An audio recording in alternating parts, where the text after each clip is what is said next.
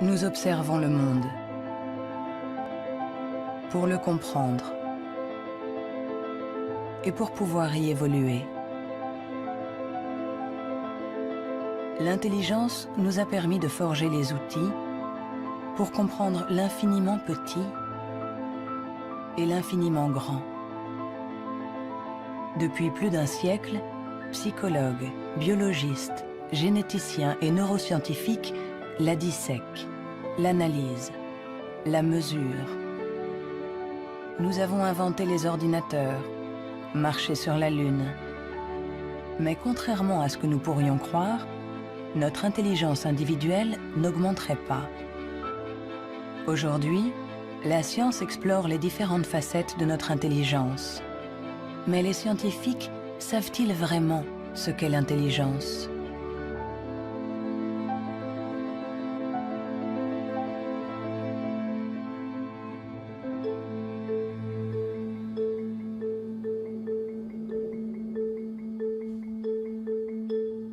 L'intelligence, c'est faire le lien.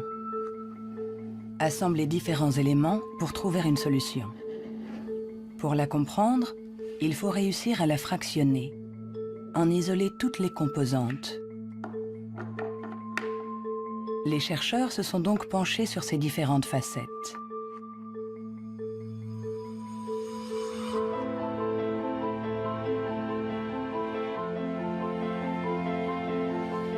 Pour mesurer l'intelligence, une des premières idées a été de mesurer la vitesse à laquelle le cerveau réagit.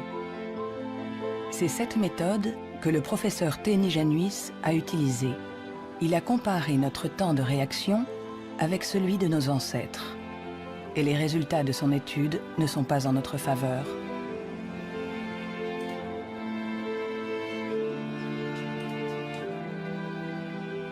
Pour mesurer le temps de réaction, on présente à un sujet une lumière sur un écran et il doit dire, en appuyant le plus vite possible sur un bouton, si elle apparaît à droite ou à gauche. Ce n'est donc pas un réflexe, mais une information simple que notre cerveau doit traiter. Ces études sur le temps de réaction sont très anciennes. Plusieurs d'entre elles ont été faites entre 1860 et 1880 en Grande-Bretagne par Francis Galton, le cousin de Charles Darwin. Il a testé plusieurs milliers de personnes qui étaient représentatives de la population de l'époque. Les gens avaient alors un temps de réaction très rapide. Nous avons donc cherché des études comparables qui auraient été faites durant les 120 dernières années. Et nous en avons trouvé une quinzaine.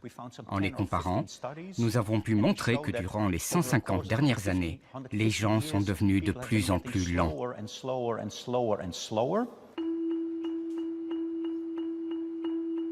Pour le professeur Teni Januis, intelligence égale vitesse. Et notre cerveau mettrait en moyenne 50 millisecondes de plus que celui de nos arrière-grands-parents pour traiter une information simple. 50 millisecondes de plus, ça a l'air ridiculement bref.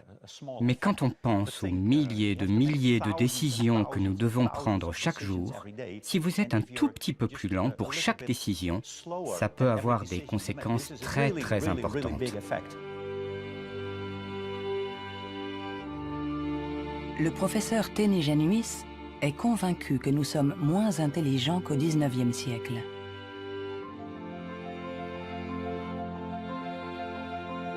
Il en voit la preuve dans l'incroyable inventivité de cette période, marquée par une explosion des innovations, de la créativité, des idées.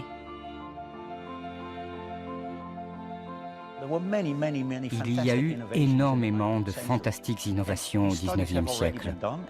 Des études ont montré que le nombre d'inventions par habitant était 4 fois plus important qu'aujourd'hui. Le professeur Teni Januis pense que notre intelligence est en panne. Elle décline depuis au moins 150 ans. Mais au XIXe siècle, Sir Francis Galton pensait déjà que les Anglais étaient bien moins intelligents que les Grecs de l'Antiquité, qui ne manquaient pas d'esprit brillant. Alors, Qu'en est-il des prédécesseurs des Grecs, les hommes préhistoriques? Eh bien, il est extrêmement difficile de mesurer leur intelligence. Pourtant, à l'Institut Max Planck de Leipzig, on essaye de répondre à cette question en reconstituant le cerveau de nos ancêtres de la préhistoire.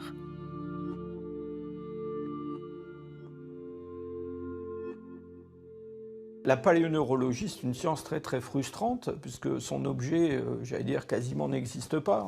On n'a pas de cerveau fossile.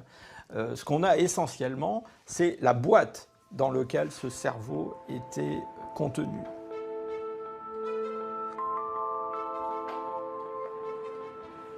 En comparant notre cerveau avec celui des hommes préhistoriques, les scientifiques se sont aperçus qu'il y avait des différences.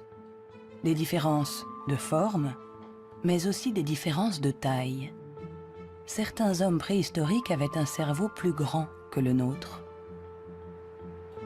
Quand on sait que tout ce que nous sommes, tout ce que nous pensons, nos souvenirs, notre personnalité, nos émotions, notre langage, tout dépend essentiellement de cet organe, alors est-ce que l'intelligence est directement liée à la taille? Il serait naïf de penser qu'il n'y a pas de lien entre la taille du cerveau et la complexité des comportements, entre guillemets, l'intelligence. On le voit dans le monde animal, hein, les animaux qui sont les plus intelligents, en particulier les cétacés, certaines formes de dauphins par exemple, sont des formes qui dans le monde animal ont de très grands cerveaux, un grand nombre de neurones. On retrouve chez eux quelque chose qui rappelle ce qu'on trouve chez les primates, les grands primates, et chez l'homme. L'évolution a fait croître la taille de notre cerveau pendant 2 millions d'années, pour atteindre son maximum il y a 15 000 ans environ.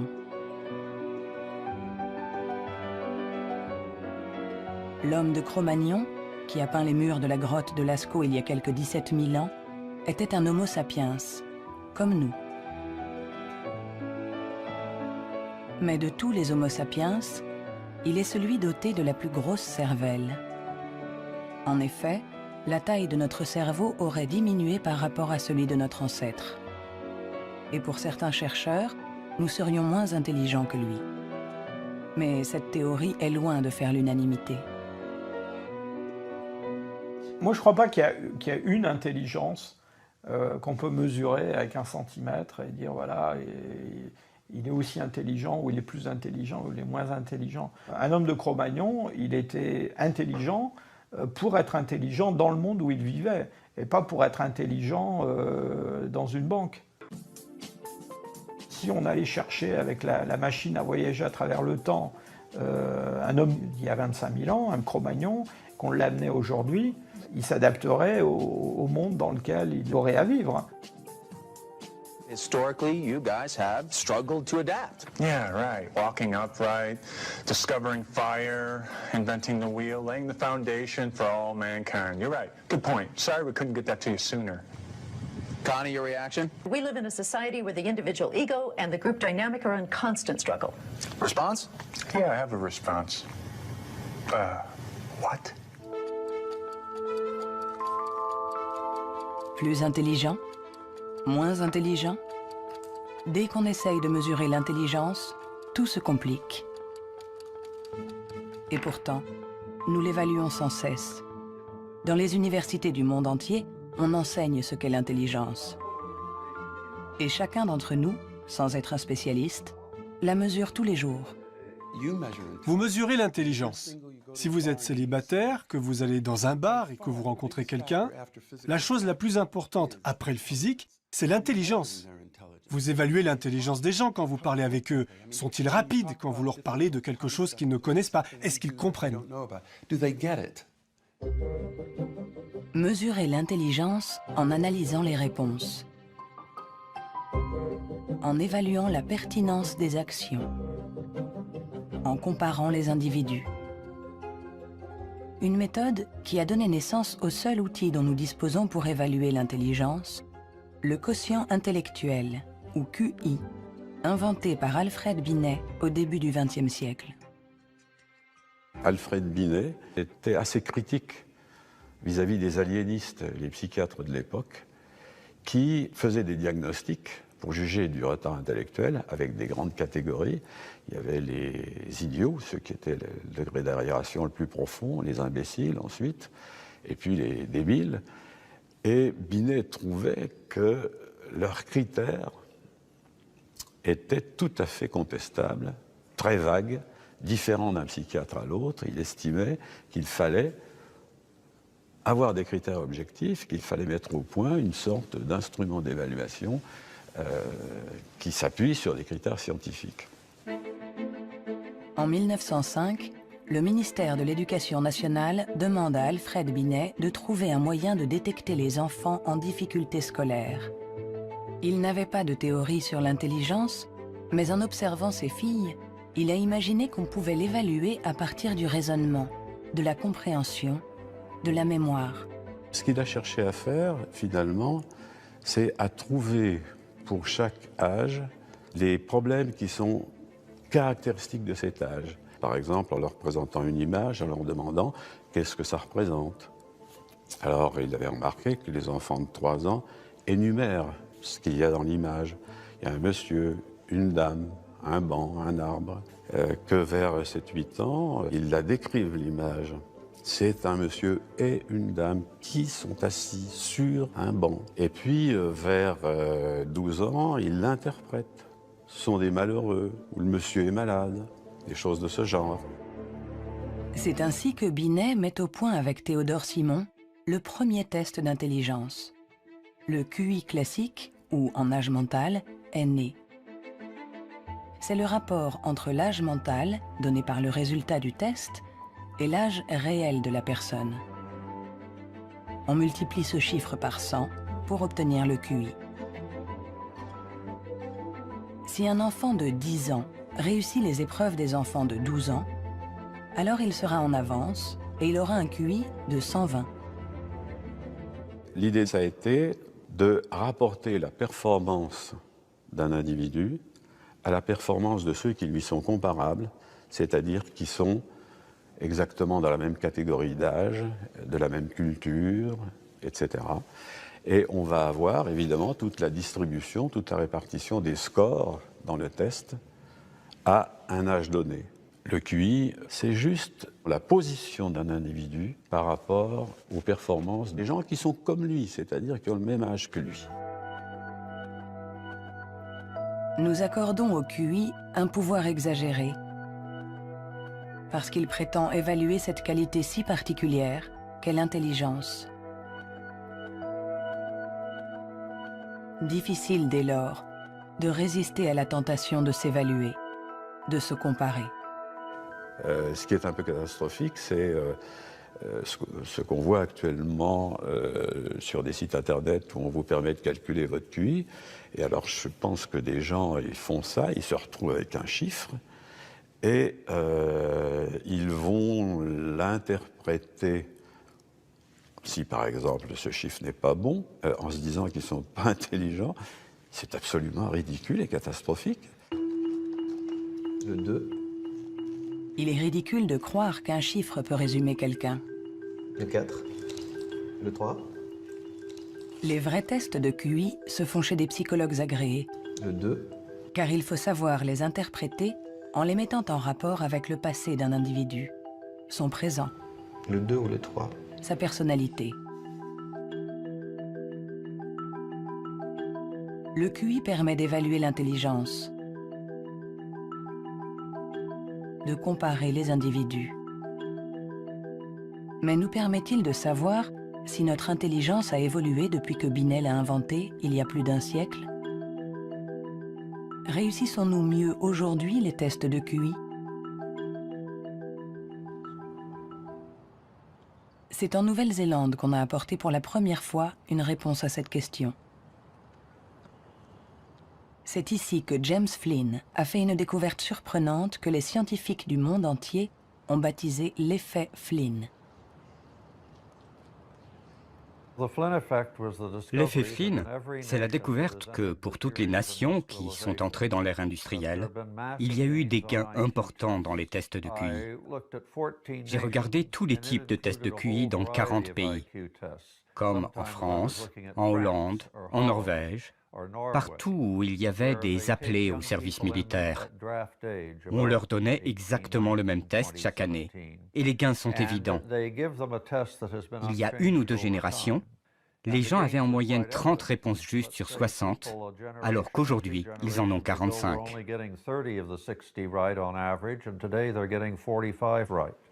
Après avoir passé au crible des dizaines et des dizaines d'études, James Flynn a montré que depuis plus de 60 ans, nous réussissons mieux les tests de QI. Est-ce que cela signifie que nous serions devenus plus intelligents que nos grands-parents? Un changement de QI ne signifie pas forcément un changement d'intelligence. Un exemple simple pour le comprendre, vous faites passer le test d'intelligence une première fois aujourd'hui. Vous le redonnez au même sujet demain. Il y a un effet d'apprentissage, il va réussir un peu mieux, il va avoir des scores un peu meilleurs. Ça ne veut pas dire qu'il est devenu plus intelligent, ça veut juste dire qu'il est un peu plus familier avec la façon de passer le test. L'augmentation du QI est due en grande partie à l'environnement, une meilleure nourriture, une meilleure éducation. Notre QI augmenterait de 2 à 3 points par année d'école supplémentaire et la durée de scolarisation est passée en moyenne de 6 ans au début du XXe siècle à 11 ans aujourd'hui dans les pays industrialisés. Tous ces effets se sont additionnés et ont fait augmenter les scores de QI.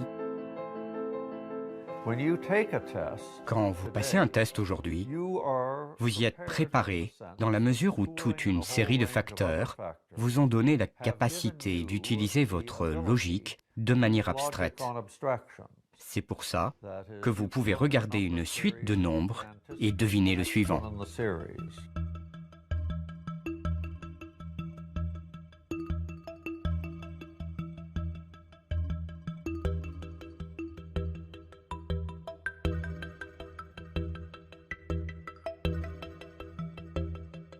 Avec l'intelligence, il ne faut pas se fier aux apparences. De meilleurs scores au test de QI ne nous disent pas que nous serions plus intelligents. Nous sommes juste mieux préparés pour réussir des tests de QI. Notre intelligence est comme un muscle que nous avons entraîné pour en exprimer tout le potentiel. Mais à force de nous entraîner, nous avons peut-être atteint nos limites. Les chiffres le prouvent. Après des décennies d'augmentation, les résultats au test de QI plafonnent. Ils diminuent même dans certains pays, comme l'Angleterre, le Danemark ou la Norvège. L'augmentation du QI est un phénomène qui a duré un siècle. Mais tous les pays vont finir par voir un plafonnement de cette augmentation. L'école a fait le plein. C'est elle qui a offert la capacité de manier des concepts abstraits. Et à moins d'une révolution de la pédagogie, les bénéfices dus à l'école vont plafonner, parce que presque tout le monde aujourd'hui est scolarisé.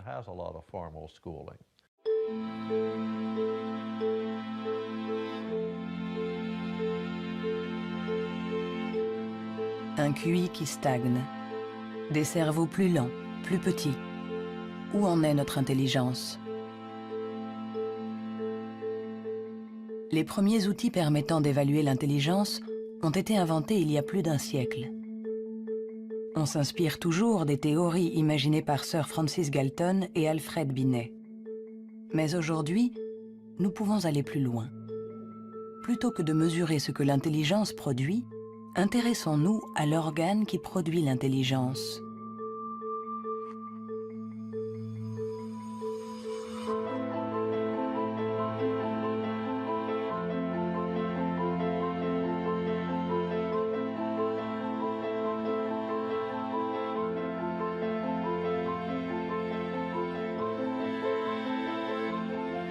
Richard Ayer est psychologue et neuroscientifique à l'Université de Californie, Irvine. Depuis plus de 30 ans, il essaie de savoir à quoi ressemble un cerveau intelligent. Grâce aux progrès faits par l'imagerie cérébrale ces dernières années, il cherche, avec son collègue le professeur Rex Jung, où, dans le cerveau, se niche l'intelligence. Nous regardons le cerveau de Richard Ayer, un très joli cerveau. Le docteur Ayer est une personne brillante, intelligente, et nous voyons toutes les régions qui sont le support de son intelligence.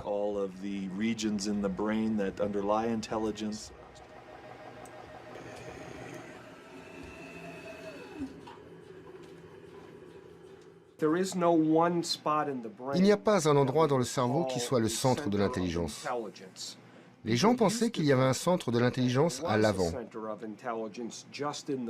Mais les recherches ont montré que lorsqu'on fait des tests d'intelligence à l'intérieur d'un scanner, on peut voir que la communication entre l'avant et l'arrière est très importante pendant que l'on résout les problèmes.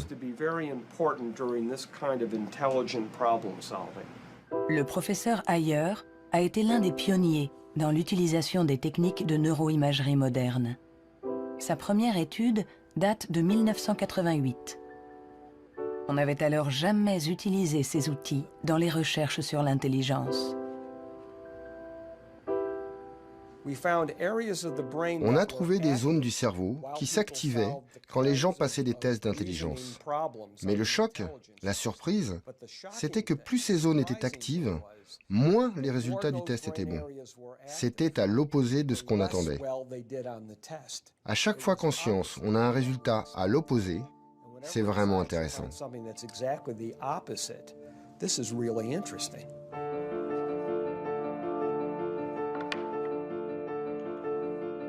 Un cerveau intelligent n'est pas un cerveau qui fonctionne plus, mais au contraire, un cerveau qui fonctionne moins.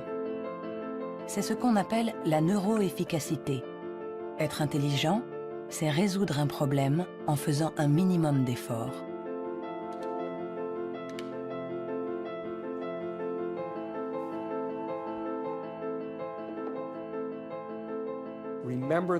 Souvenez-vous de la première fois que vous avez conduit une voiture. Le premier jour, dans un grand parking vide, avec quelqu'un assis à côté, et vous tournez le volant et vous pensez « Maintenant, il faut que je freine ». Mais aujourd'hui, vous conduisez au milieu de la circulation dans une ville que vous ne connaissez pas, et malgré ça, vous pouvez discuter avec quelqu'un. Votre cerveau est bien plus efficace pendant que vous conduisez. Donc, les hauts niveaux d'intelligence ne sont pas forcément liés à un cerveau qui travaille plus, mais à une transmission plus efficace de l'information entre les zones importantes du cerveau. Lorsqu'on pense à un processus aussi complexe que l'intelligence, il faut imaginer que le cerveau est comme un orchestre avec différentes sections. Mais le vrai mystère, c'est comment ces sections interagissent. Parce que pour autant que nous le sachions, il n'y a pas de chef d'orchestre. Si le cerveau est un orchestre, alors l'intelligence est la musique.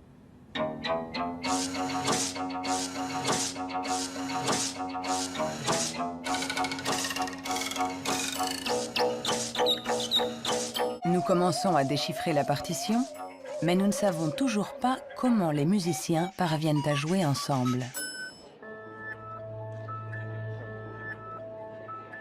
À l'université de la Sorbonne, le professeur Olivier Houdet est à la recherche de ce chef d'orchestre. Pour le trouver, il mesure l'activité électrique du cerveau pendant que des enfants résolvent des problèmes. Ce qui l'intéresse, c'est ce qu'il appelle les bugs de l'intelligence.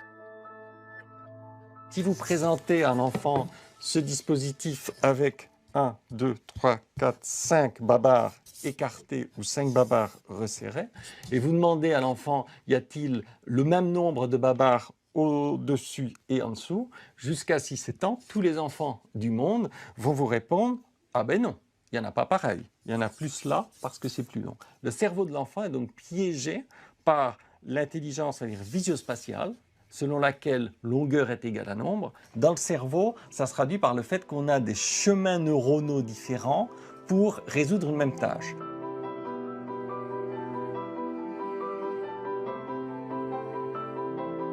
Compter ou mesurer.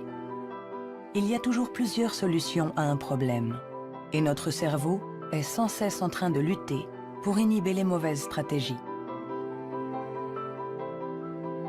Nous, ce qu'on montre ici, et c'est ça la découverte et l'originalité de notre laboratoire, et que l'inhibition, c'est sans doute le processus clé et positif de l'intelligence, parce que c'est elle qui nous permet de résister à nous-mêmes, en quelque sorte.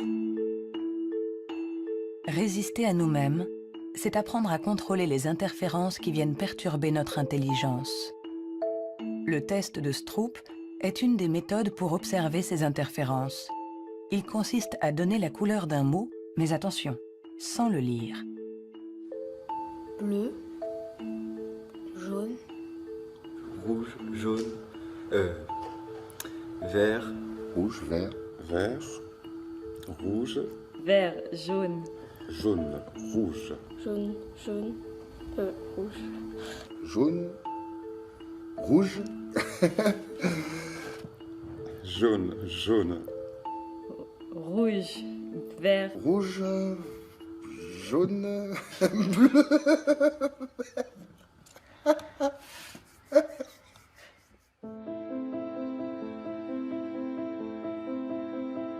Pour résoudre un problème, nous sollicitons différentes régions du cerveau reliées entre elles, mais qui sont parfois en compétition.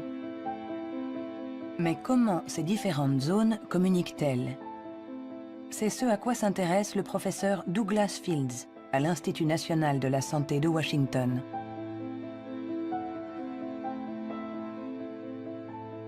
Le cerveau est fait de deux sortes de tissus, la matière blanche et la matière grise. Tout le monde a entendu parler de la matière grise. C'est là où se trouvent les neurones, sur une couche à la surface du cerveau. Mais en dessous, il y a des milliards de connexions, de câbles, des axones qui connectent les neurones. Et c'est blanc parce que ces axones ont une gaine isolante formée d'une membrane qui est de la myéline.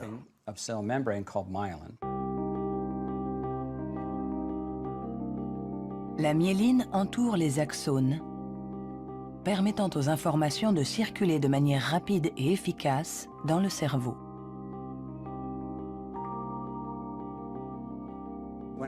Quand un enfant naît, son cerveau n'est pas mature. Ses fonctions sont minimales. Un bébé ne peut quasiment rien faire. Il ne peut pas se nourrir, il ne voit pas vraiment, il ne sait pas marcher ni redresser la tête. C'est parce que notre cerveau est façonné en permanence par notre environnement. Et une des choses les plus intéressantes avec la myéline, c'est qu'elle se forme après notre naissance. La myéline est essentielle pour que l'information circule de manière efficace dans le cerveau. Elle est donc essentielle pour notre intelligence. Mais aujourd'hui, la formation de la myéline est perturbée. Barbara Demnex, endocrinologue au Muséum d'histoire naturelle de Paris, a montré comment notre intelligence est menacée par un des fléaux majeurs du XXIe siècle, la pollution. Quel que soit l'endroit où vous vivez dans le monde, vous allez être exposé à des centaines de produits chimiques qui vont interférer avec l'hormone thyroïdienne. Cette hormone est produite par la glande thyroïde qui se trouve à la base du cou chez l'homme. Elle est nécessaire au développement du cerveau depuis les premières étapes du développement du fœtus jusqu'à un âge plus avancé, comme le mien, pour assurer le maintien de fonctions, comme la myélinisation. L'Autorité européenne de sécurité des aliments a analysé 297 pesticides. Plus d'une centaine d'entre eux perturbent le fonctionnement de l'hormone thyroïdienne. Tout comme le bisphénol A, les PCB, les retardateurs de flamme. Des produits chimiques avec lesquels nous sommes en contact tous les jours. L'équipe de Barbara Demnex a montré qu'ils ont la particularité de bloquer les récepteurs spécifiques de l'hormone thyroïdienne sur chacune des cellules de notre cerveau. Et les effets sont considérables. Ce sont des preuves solides. On a regardé, les scientifiques ont regardé, les niveaux d'exposition chez les femmes qui ont des enfants. On a comparé différents niveaux d'exposition et on a vu que les niveaux les plus élevés étaient associés à une perte de 5 à 6 points de QI chez leurs enfants. C'est vrai que la plupart d'entre nous ne voient pas la différence, mais il est évident que 5 points de QI en moins peuvent faire une grande différence pour votre réussite scolaire ou votre réussite dans la vie. Et le simple fait de le savoir est vraiment troublant pour les parents. really disturbing for parents. Notre intelligence nous a permis de créer un monde complexe au prix de la dégradation de notre environnement. Et nous pourrions en payer le prix si cette dégradation perturbe la formation de notre cerveau, en agissant sur la myéline par exemple. Mais si ce phénomène se confirme, comment le gérer? Pendant plus d'un siècle, on a pensé que tous nos processus mentaux n'étaient dus qu'à l'activité électrique des neurones. Mais aujourd'hui, les neurobiologistes ont commencé à explorer un nouveau continent. Il n'y a que 15% des cellules du cerveau qui sont des neurones. Le reste, qui représente 85%, ne communique pas grâce à l'électricité. On l'appelle la glie. De nouvelles méthodes nous ont permis de voir avec surprise que les cellules gliales communiquent entre elles et avec les neurones. On est à la pointe des recherches sur le cerveau, car il y a là un changement fondamental dans la manière dont on pense que le cerveau fonctionne au niveau cellulaire. Les cellules gliales, des cellules bien plus nombreuses que les neurones et qui forment leur environnement. Certaines fabriquent la myéline. D'autres nourrissent les neurones et les protègent. On les appelle les astrocytes. Et une découverte inattendue a montré que les astrocytes jouaient un rôle dans l'intelligence.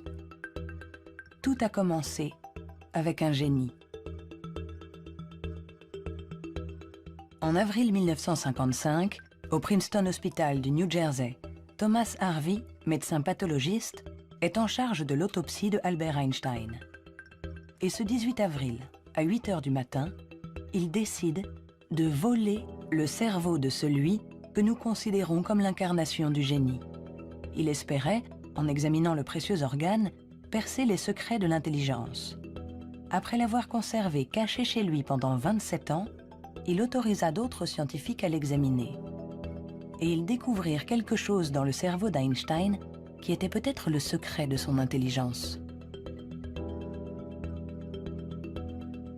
Le cerveau d'Albert Einstein a été examiné pour voir ce qui le rendait plus intelligent.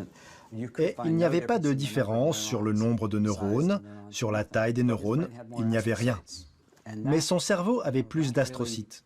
Et beaucoup de gens se sont intéressés au rôle joué par les astrocytes dans l'intelligence. Les astrocytes.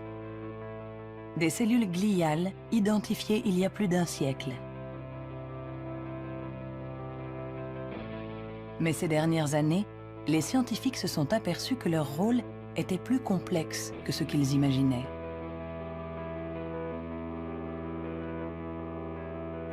Les astrocytes servent à beaucoup de choses. Ils contrôlent les synapses, ils contrôlent le flux sanguin dans le cerveau, ils nourrissent les neurones, ils réagissent aux blessures. Toutes ces choses étaient considérées comme des tâches ménagères faites par les astrocytes dans le cerveau. Et plein de gens ne les prenaient pas au sérieux. Jusqu'à ce qu'on réalise que ces tâches ménagères font que l'astrocyte contrôle le neurone. Un astrocyte humain contrôle des centaines de neurones. Bien plus que ce que peut faire un astrocyte de souris, par exemple. En se basant sur cette observation, une équipe de l'Université de Rochester a mis au point une expérience fascinante.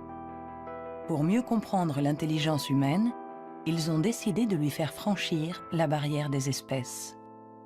Ils ont greffé des astrocytes humains dans le cerveau de souris.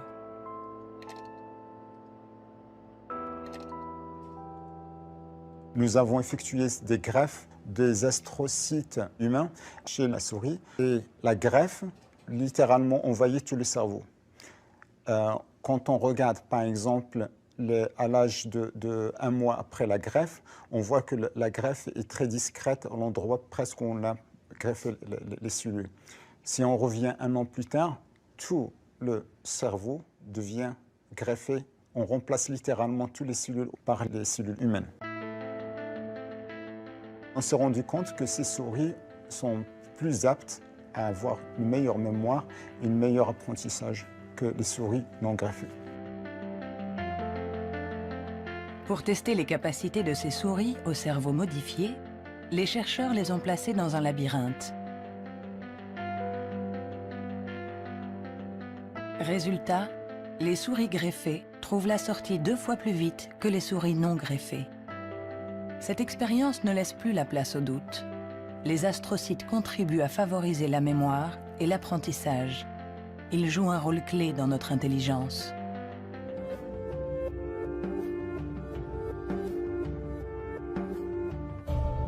L'intelligence se reflète dans le fonctionnement du cerveau. Mais comment expliquer les différences d'intelligence de nos collègues, de nos amis, de nos parents? Ont-ils plus de matière blanche, moins d'astrocytes, des neurones plus rapides? Ce qui est à l'origine de nos capacités se trouve en partie dans nos gènes. Robert Plomin est généticien comportementaliste. Dans le cadre de ses recherches, il a regardé grandir des milliers d'enfants. Grâce à eux, il espère pouvoir trouver les gènes qui influent sur l'intelligence. Les gens demandent souvent dans quelle mesure l'intelligence est déterminée par les gènes. Mais tout d'abord, il faut insister sur le fait que le mot « déterminé » n'est sans doute pas le bon.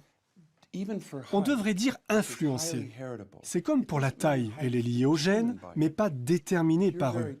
Si vous êtes grand, il est probable que vos enfants seront plus grands que la moyenne.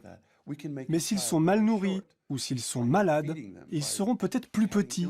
Ce n'est pas déterminé, c'est influencé. Pour l'expliquer différemment, les gènes nous donnent un potentiel et l'environnement permet de l'exprimer.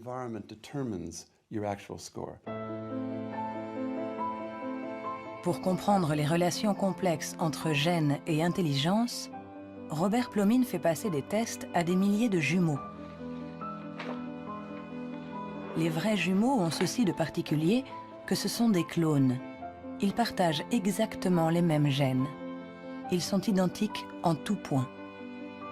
Mêmes cheveux, mêmes yeux. Mais ont-ils les mêmes résultats au test d'intelligence? La réponse est oui. Leurs résultats sont plus proches que ceux d'un frère et d'une sœur. C'est la preuve que même s'ils ne sont pas les seuls déterminants de l'intelligence, les gènes jouent un rôle crucial. La plupart des pays dans le monde, plus de 100 pays, disposent maintenant de registres de jumeaux, car ils reconnaissent l'importance de la méthode des jumeaux pour estimer l'influence des gènes. La prochaine étape de nos recherches est d'essayer de trouver les gènes responsables de l'intelligence. Pour cela, Robert Plomin utilise des puces à ADN capables de détecter plus d'1 million de marqueurs génétiques.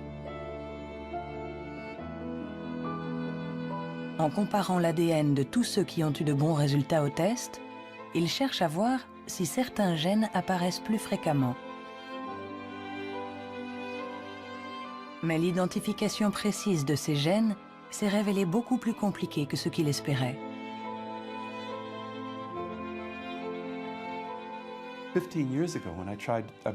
Il y a 15 ans, quand j'ai commencé à essayer de trouver les gènes de l'intelligence, personne n'imaginait que ce serait aussi difficile. On a identifié plus de 300 gènes qui influent sur l'intelligence. Et le problème, c'est qu'on en a identifié seulement 1%.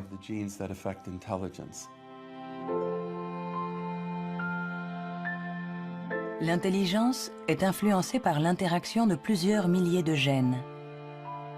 Ils forment un réseau d'une complexité inouïe, d'autant plus qu'ils produiraient des effets différents selon la région du cerveau où ils s'expriment. Avant, on imaginait le fonctionnement du cerveau en termes de zones. Cette zone gère le langage, celle-ci fait autre chose. Le corps calleux relie les hémisphères. Beaucoup de gens aujourd'hui ont réalisé que c'était une fiction, que le cerveau agissait de manière plus globale.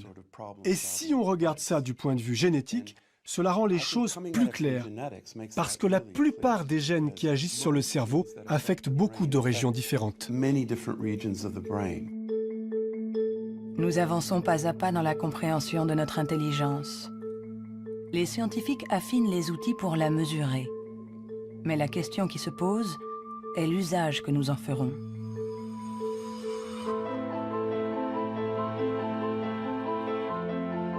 L'intelligence est ce qui prédit le mieux notre niveau d'études, notre emploi. Par conséquent, parler de l'intelligence de quelqu'un n'est pas anodin. On donne une valeur, on classe, on hiérarchise, avec tous les risques de dérapage que cela comporte. L'erreur de raisonnement, c'est de considérer que l'intelligence serait essentiellement héréditaire. Et ça a conduit effectivement à des dérives qui sont tout à fait ridicules, je dirais, absolument ridicules. Pour en donner un exemple, en 1924, je crois, une loi a été votée aux États-Unis qui restreignait l'immigration, qui mettait des quotas pour l'immigration, parce que dans les tests, ils avaient en moyenne des résultats moins bons. Et donc, ils étaient supposés être héréditairement moins intelligents. Il fallait qu'il en vienne moins aux États-Unis pour ne pas faire baisser la moyenne. On les accueillait, vous savez, dans Ellis Island, cette petite île qui est en face de New York, et pas mal d'entre eux ont été renvoyés, et notamment ceux qui, dans les années 30, commençaient à sentir la montée du nazisme, je pense aux Juifs de l'Europe de l'Est, par exemple, et qui ont été refoulés pour des raisons absolument idiotes. On a longtemps cru qu'on ne pouvait pas échapper à ses origines. Notre hérédité était supposée contrôler nos vies. La science, depuis, nous a heureusement éloignés de cette vision déterministe. Mais l'intelligence est un sujet à part, un sujet si sensible que les faux pas et les excès ont marqué son histoire. William Shockley, physicien visionnaire, prix Nobel pour sa découverte du transistor, se montra moins brillant lorsqu'il décida de se pencher sur l'étude de l'intelligence. Dr. Shockley, if you could answer it yes or no, I would appreciate it. Do you believe that black people are inferior in intelligence because of their heredity? What I say is this. My research leads me, and it's a tragic conclusion, really, my research leads me inescapably to the opinion that the major cause of the American Negro's intellectual and social deficits is hereditary and racially genetic in origin, and thus not remediable to a major degree by practical improvements in environment. Then what do you see as the solution to the problem? I would propose that you would offer a bonus to everyone to be sterilized. The offer is based upon the best estimates, best scientific estimates that one can have of any genetically carried disabilities. 1974, c'était tout juste hier, une époque pas si lointaine où certains se servaient du QI pour justifier des théories racistes, pour exclure ceux qui étaient différents. Joseph Chovanec est atteint du syndrome d'Asperger, une forme d'autisme qui peut cohabiter avec un QI élevé. Diplômé de Sciences Po, docteur en philosophie, écrivain. À 6 ans, il ne disait pas un mot. Aujourd'hui, il parle 7 langues, dont l'hébreu, l'arabe, le perse et l'azerbaïdjanais. Je fais partie de ces enfants qui étaient promis à la poubelle. Pendant très longtemps, on nous a dit que les personnes autistes étaient déficientes intellectuelles. On a posé presque comme synonyme déficience intellectuelle et autisme. Alors qu'aujourd'hui, on sait bien que ce n'est pas le cas. Chaque société humaine a besoin d'un certain nombre de hiérarchies, a besoin que les gens se démarquent un peu des autres. Et on a tendance à résumer un peu tout par un critère unique. Aux États-Unis, ce qui fait, j'allais dire, les qualités humaines et les hiérarchies, c'est le QI. En France, c'est tel ou tel concours administratif. Sous la Chine impériale, c'était les fameux concours de mandarinat. Mais tout ça, ça repose sur une idée centrale qui est fausse, à savoir qu'il y aurait une échelle unique de l'humanité. Et forcément, celui qui prône ce genre de théorie se place lui-même tout au sommet. C'est toujours comme ça. L'intelligence comme échelle unique de l'humanité. Mais peut-on résumer l'humain à une seule dimension? Peut-on réduire l'homme à sa seule intelligence, alors que l'intelligence elle-même a de multiples facettes?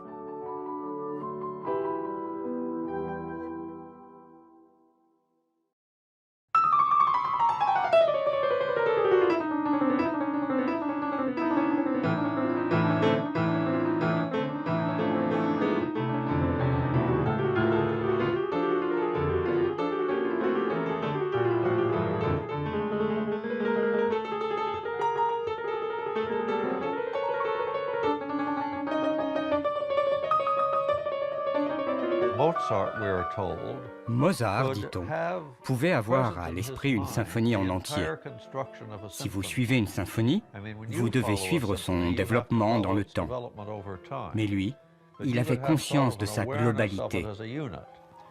C'est un peu le même niveau de complexité que pour un mathématicien qui pense à 7 ou 8 formules et voit toutes les connexions possibles entre elles. Alors on peut toujours objecter. Est-ce que l'intelligence musicale est une forme d'intelligence?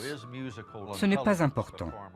Ce qui est important, c'est que ça existe et que ceux qui l'ont n'ont pas obligatoirement de grand QI.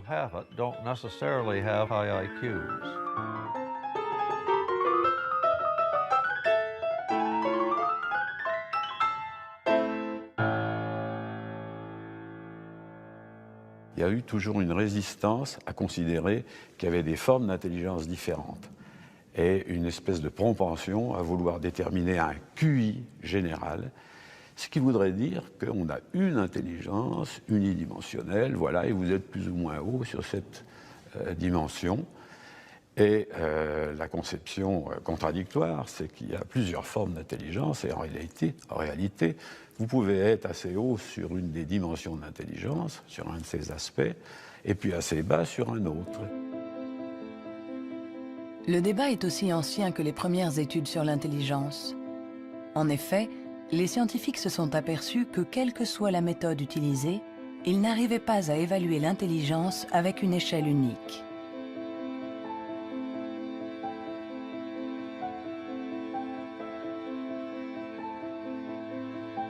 À l'Université du Nouveau-Mexique, le professeur Rex Jung est convaincu que pour résoudre n'importe quel problème, nous utilisons différentes manières de raisonner, que ce que nous appelons intelligence n'est que l'une d'entre elles. Je pense que la créativité est un autre mode de fonctionnement du cerveau.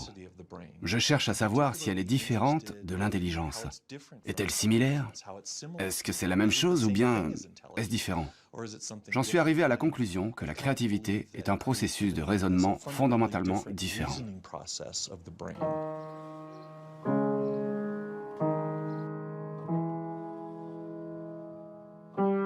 Déchiffrer une partition, c'est être intelligent en utilisant nos connaissances.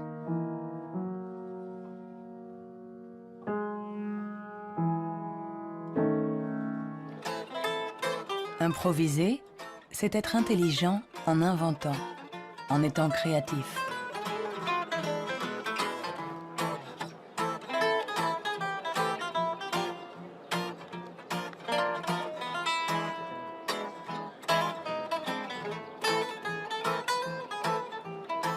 Un musicien peut être à la fois intelligent et créatif. Un sujet d'étude idéal.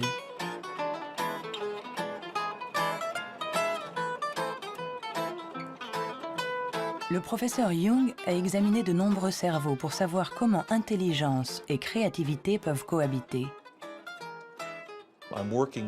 Je travaille sur l'hypothèse que ce sont des partenaires et qu'il y a deux réseaux différents dans le cerveau qui coopèrent pour nous permettre de raisonner. L'un est un type de raisonnement intelligent, l'autre est un type de raisonnement créatif. Je pense que les deux sont extrêmement importants. Nous sommes très proches de comprendre comment ils fonctionnent. Notre théorie est que le réseau de l'intelligence se situe plutôt à la surface du cerveau. Avec la créativité, les choses sont différentes. Elle dépend principalement du réseau du mode par défaut. Le réseau du mode par défaut est un réseau qui se trouve plutôt au milieu, à l'intérieur du cerveau. Et ces deux réseaux échangent en permanence des informations pour nous permettre de résoudre les problèmes posés par le monde qui nous entoure.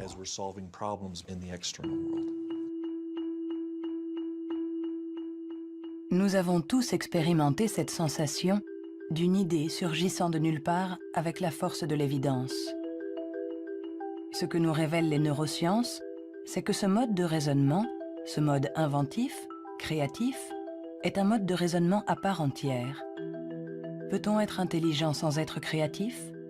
Ou créatif sans être intelligent? La question a elle-même un sens. Pour évoluer intelligemment dans le monde, n'avons-nous pas besoin de toutes les ressources de notre esprit ?